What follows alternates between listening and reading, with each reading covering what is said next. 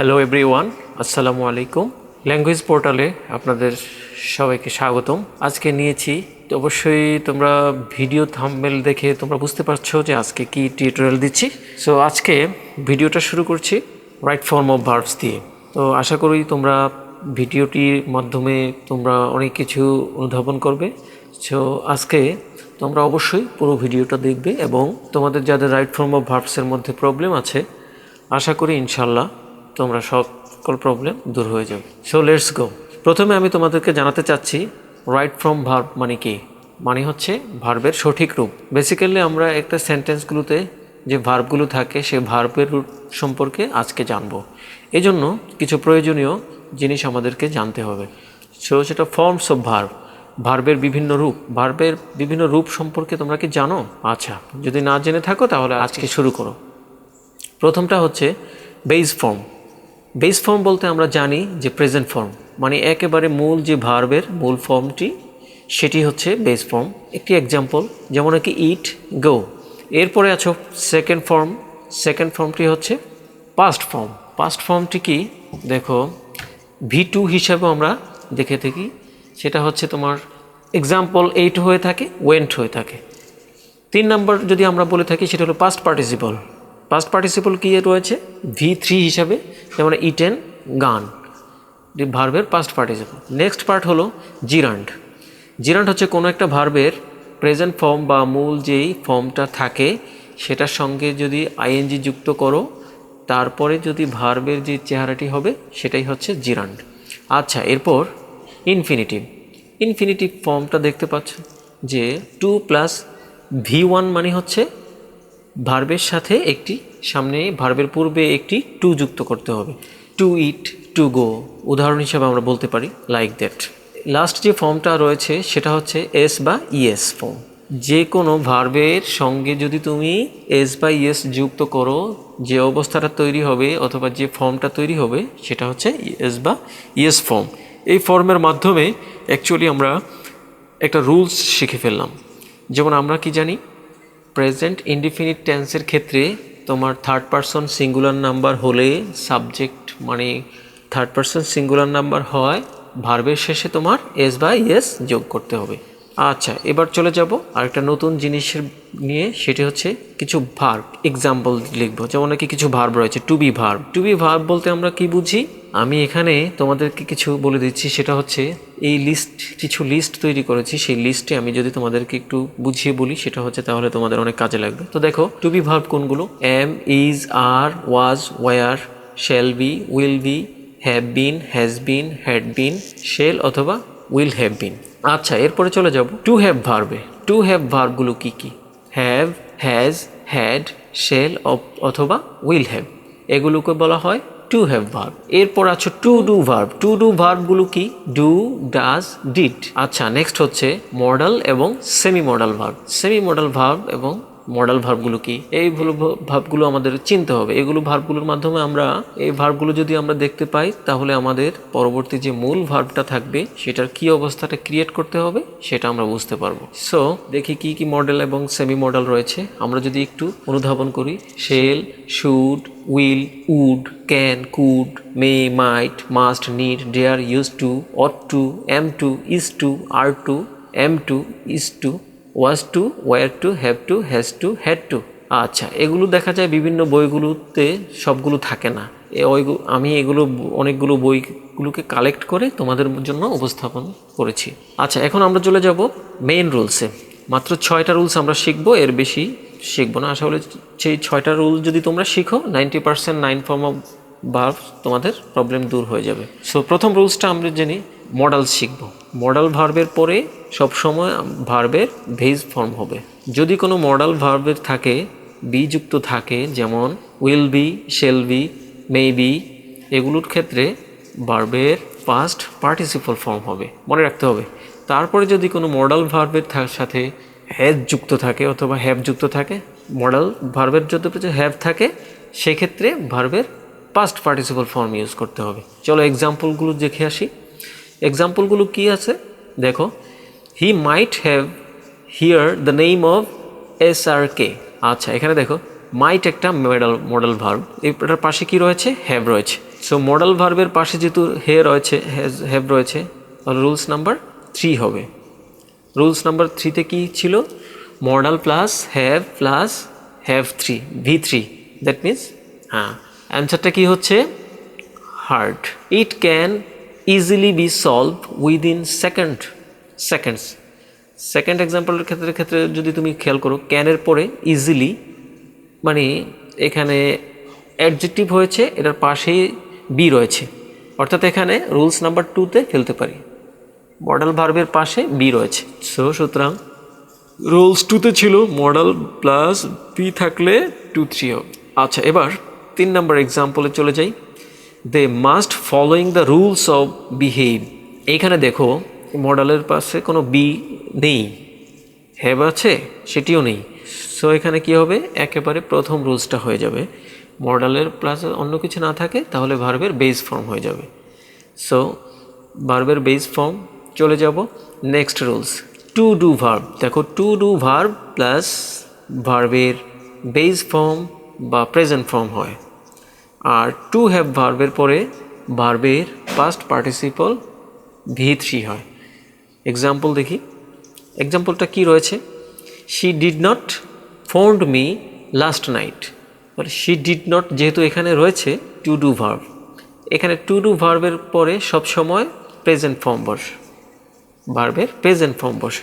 So present form then have you ever ব্রেকেটে is দেয়া আছে, কিন্তু তুমি এখানে হ্যাভ যেহেতু রয়েছে, টু হ্যাভ ভার্ব রয়েছে, সেহেতু ভার্বের পাস্ট পার্টিসিপল ফর্ম হবে। ইজ যেহেতু be verb, have you ever is in Dinajpur, তাহলে এভার বিন, ইজের স্থলে কি হবে? বিন হবে। থার্ড এক্সাম্পল কি হবে? রূপা হ্যাজ হার মিল, তাহলে হ্যাড যেহেতু রয়েছে সুতরাং এখানে টু হ্যাভ ভার্বের ক্ষেত্রে পাস্ট পার্টিসিপল ফর্ম হবে। সো কি হবে? হ্যাজের স্থলে হ্যাড হবে। Rupa had her meal. Okay, so rules 3। Rules 3তে আমরা যদি চলে যাই, preposition plus verb 1 plus ING. যে কোনো প্রিপোজিশনের পরে সব সময় ভার্বের পরে আইএনজি ফর্ম হবে। ভার্বের প্রেজেন্ট ফর্মের সঙ্গে বেস ফর্মের সঙ্গে আইএনজি যুক্ত করতে হবে। কিন্তু টু এর বেলায়, প্রিপোজিশনের বেলায় টু একটা প্রিপোজিশন, বাট টু এর পরে কখনোই ভার্বের আইএনজি ফর্ম হবে না। কী হবে? ভার্বের প্রেজেন্ট ফর্ম বা ভার্বের বেস ফর্ম হবে। আচ্ছা, এখন আমরা কিছু এক্সেপশনাল দেখব। এই যে এক্সেপশনাল কিছু রয়েছে সেগুলো with a view to, get used to, addicted to, used to, look forward to, এইগুলোর পরে ভার্বের বেস ফর্ম হবে না, এটার সাথে কিন্তু অবশ্যই আইএনজি যুক্ত হবে। সুতরাং টু যেহেতু, তোমরা হয়তো বলতে পারো যে টু যেহেতু রয়েছে এটার পরে কেন আবার আইএনজি হবে? ভার্বের প্রেজেন্ট ফর্ম বা বেজের সঙ্গে আইএনজি যুক্ত করতে হবে, এটা এক্সেপশনাল। এই প্রিপোজিশনের রুলসটি একটু ভালো করে একটু আবার রিভিউ করে দিচ্ছি। যে কোনো প্রিপোজিশনের সঙ্গে, প্রিপোজিশনের পরে ভার্বের সাথে আইএনজি ফর্ম হবে, বা টু এর পরে সবসময় ভার্বের বেস ফর্ম বা প্রেজেন্ট ফর্ম বসবে। কিন্তু কিছু এক্সেপশনাল রয়েছে যেগুলোর পরে আইএনজি যুক্ত হবে। এক্সাম্পলগুলো দেখো, to buy a pan, she went to a new market.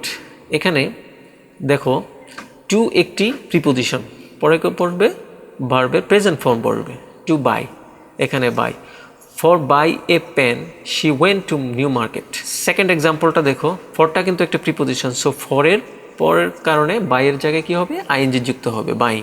For buying a pen she went to market, new market. Next example হচ্ছে উইথ এ ভিউ টু, অর্থাৎ এই যে এক্সেপশনাল ওয়ার্ডসগুলো লিখে দিয়েছিলাম তার মধ্যে একটি with a view to, she went to new market to buy a pen, তাহলে সেখানে অবশ্যই বাইয়ের সাথে আইএনজি যুক্ত হবে। এখানে কিন্তু ভার্বের প্রেজেন্ট ফর্ম বসালে হবে না, এখানে অবশ্যই আইএনজি যুক্ত করতে হবে। Rules number 4। রুলস নাম্বার 4টা খেয়াল করো, to be verb plus V1 plus ING, অর্থাৎ টু বি ভার্বের পরে যদি কোনো ভার্ব অ্যাক্টিভ হয়, খেয়াল করো পাশে রেখেছি, যদি অ্যাক্টিভ হয়, আমি বলে দিচ্ছি, টু বি ভার্বের পরে যদি ভার্বটা অ্যাক্টিভ হয় সেক্ষেত্রে আইএনজি ফর্ম হবে, আর যদি ভার্বটা প্যাসিভ হয় সেক্ষেত্রে কি হবে? V3 হবে। কিভাবে বুঝবো যে অ্যাক্টিভ নাকি passive? Active subject do the work, passive subject do not work. Example পড়লেই বুঝতে পারবে যে এই কাজটা কি সাবজেক্ট নিজে করছে নাকি না, যদি করে থাকে সেটি হচ্ছে অ্যাক্টিভ, আর যদি না করে থাকে তাহলে প্যাসিভ। এক্সাম্পল দেখি, আমরা এক্সাম্পলে চলে যাই। Sugar is import from Brazil. Sugar is, আচ্ছা সুগার কি কোনো একা একা ইম্পোর্ট হতে পারে? নো, তার মানে সুগার এখানে সাবজেক্ট বা যেটা, সুতরাং এটা অ্যাক্টিভের রুলস, টুতে প্যাসিভে, সুতরাং এক্ষেত্রে ইম্পোর্টেড। তাহলে sugar is imported from Brazil. Second এক্সাম্পলে চলে যাব। Govt is import sugar from Brazil. তাহলে ইম্পোর্টিং, গভর্নমেন্ট সুগার ইম্পোর্ট করছে, তার মানে সাবজেক্টটা ভার্বের কাজ করছে, করে দিচ্ছে। আর প্রথম এক্সাম্পলটা কিন্তু সাবজেক্ট অলস ছিল, অর্থাৎ সে কিন্তু এই কাজটি করতে পারবে না। সুগার নিজে নিজে কখনো ইম্পোর্ট হতে পারে না। সো এখানে ভার্বের V3 হয়েছে, খেয়াল থাকবে বিষয়টা। হ্যাঁ, তাহলে sugar is importing, sugar is imported from Brazil. আর সেকেন্ড রুলটা হবে government importing sugar from Brazil. Rule number 5, singer কখন আর প্লুরাল কখন, সিঙ্গুলার হবে কখন এবং প্লুরাল হবে। তাহলে দেখো, সো সাবজেক্ট যদি সিঙ্গুলার হয় ভাওয়েল সিঙ্গুলার, ভার্ব সিঙ্গুলার হবে ভার্ব সিঙ্গুলার, সাবজেক্ট সিঙ্গুলার হলে ভার্ব সিঙ্গুলার, সাবজেক্ট প্লুরাল হলে ভার্বও প্লুরাল হবে। বডি, ওয়ান, থিং, এগুলোর পর ভার্ব অলওয়েজ সিঙ্গুলার, এগুলোর পর যেমন বডি, যেমন নাকি বডি, এগুলো আমরা একটু মনে রাখি। তাহলে যেমন নাকি সিঙ্গুলার বলতে বলতে আমরা কি বুঝি, কোন ভার্বগুলোতে আমরা সিঙ্গুলার বলবো? ইজ, ওয়াজ, হ্যাভ, তাস, এগুলো হচ্ছে singular auxiliary verb. So this example দেখি। Someone is are coming. তাহলে এখানে অবশ্যই সামওয়ান ইজ কামিং। কেন ইজ হলো? আমরা বলেছি যে ওয়ান, বডি অ্যান্ড থিং, এগুলোর পর ভার্ব অলওয়েজ সিঙ্গুলার হবে। যে কোনো বডি, অর্থাৎ বডি বলতে শরীর বোঝানো হচ্ছে না, এখানে সিঙ্গেল পার্সন বোঝানো হয়েছে। No one, nobody, anyone, everybody, nothing, something, anything, এগুলোর ক্ষেত্রে ভার্ব অলওয়েজ সিঙ্গুলার হবে। সো এখানে ইজ হলো, এবং কেন এগুলো সেগুলো আশা করি বুঝতে পেরেছ। তো আচ্ছা, এবার একটা নতুন রুলসে চলে গেলাম, রুল 6-এ। সেটি হচ্ছে, ধরো আমাদের একটি সেন্টেন্সে অনেকগুলো প্রিপোজিশন দেওয়া আছে বা দ্বারা যুক্ত করা আছে। সো কোন প্রিপোজিশনটিকে আমরা ফলো করব? আমরা তো প্রিপোজিশন রুলসকে দেখেছি যে প্রিপোজিশন এর পরে ভার্বের এরকম অবস্থান হয়, আর পর রুলসটা দেখেছি। এই যে কনফিউশনটা হবে, এইটা থেকে আমাদেরকে কিভাবে বের হব, এটার জন্য একটা উপায় রয়েছে। সেটি হচ্ছে ভার্ব প্রথম প্রিপোজিশনের সাবজেক্টকে ফলো করবে। যখনই তোমরা দেখবে যে কোনো একটা সেন্টেন্সে একাধিক প্রিপোজিশন আছে, একাধিক প্রিপোজিশনের ক্ষেত্রে যে ভার্বটা, অর্থাৎ মূল ভার্ব যেটা থাকবে, সেটা সব সময় প্রথম যেই প্রিপোজিশনের যেটাকে ফলো করবে। এবং এখানে সাবজেক্টটা যদি সিঙ্গুলার হয় তাহলে ভার্বটা সিঙ্গুলার হবে, সাবজেক্ট যদি প্লুরাল হয় তাহলে ভার্বও প্লুরাল হবে। খেয়াল করো, এই যে ভার্ব, এই ভার্বটা কাকে ফলো করবে? প্রথম যে প্রিপোজিশনের সাবজেক্টকে, এই সাবজেক্ট যদি সিঙ্গুলার হয়, অর্থাৎ এখানে সিঙ্গুলার, তাহলে ভার্বটিও কি হবে? সিঙ্গুলার হবে, ভার্বটিও সিঙ্গুলার হবে। আচ্ছা, এবার এক্সাম্পল দেখি। দ্য হাউজেস অফ সালাম ইন ঢাকা ইজ হবে না আর হবে? তাহলে ইজ আর বিগ। এখানে দেখো, প্রথম যে সাবজেক্ট দ্য হাউজেস, এখানে একটা প্রিপোজিশন রয়েছে। সেকেন্ড সাবজেক্টটা হচ্ছে সালাম, তাহলে সালামের পরে একটা প্রিপোজিশন আছে ইন, দেন হচ্ছে ঢাকা। সো এইখানে দেখো, এই যে ভার্ব ইজ নাকি আর বসবে, এটা কাকে ফলো করবে? এটা প্রথম যে সাবজেক্টটাকে ফলো করবে। তাহলে প্রথম সাবজেক্টটা আমরা কি দেখেছি? প্রপোজিশনের সাথে যে সাবজেক্টটা রয়েছে সেটা, যেমন নাকি the houses of plural form, তাহলে বুঝতে হবে যে এটার ভার্বটাও প্লুরালই হবে, আর হবে। তাহলে অ্যান্সারটা কি হবে? আর হবে। তাহলে আর থেকে, তা আশা করি তোমরা বুঝতে পেরেছ। সো সবাই ভালো থেকো। আশা করি এই রাইট ফর্ম সম্পর্কে তোমরা অনেক ধারণা পেলে। আশা করি তোমাদের ভিডিওটি ভালো লাগছে ইনশাল্লাহ। সবাই ভালো থেকো। আল্লাহ হাফেজ।